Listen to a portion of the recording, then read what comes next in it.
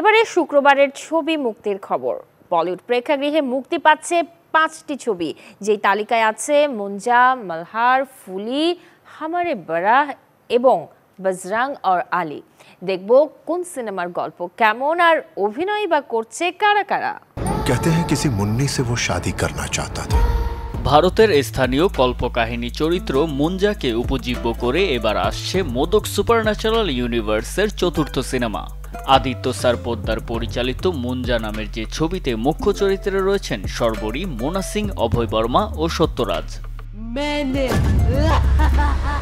ছবির গল্পে নায়কের ভুলে মুক্ত হয়ে যায় ভয়ঙ্কর মুঞ্জা, আর তারপর সেই গ্রামের উপর দেখা যায় মৃত্যুর ছায়া। চিত্রনাট্যের মারপ্যাচে মুঞ্জার আক্রমণের শিকার হন নায়িকা।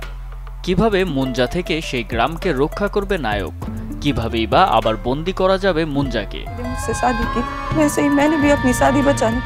শুক্রবার প্রেক্ষাগৃহে আসছে শারিব হাশমি অভিনীত ড্রামা ঘরনা সিনেমা মালহার।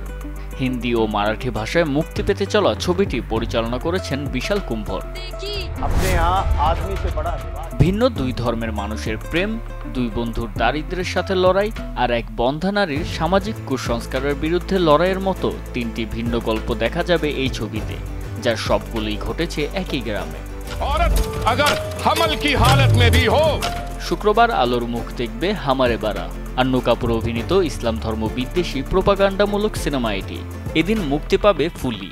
নিজের লেখা গল্প পরিচালনায় ছবিটির মুখ্য চরিত্রে অভিনয় করেছেন অবিনাশ ধ্যানী। এছাড়াও প্রেক্ষাগৃহে আসছে বজরং और আলী। জুবাইর হোসেন সজল, চ্যানেল 24।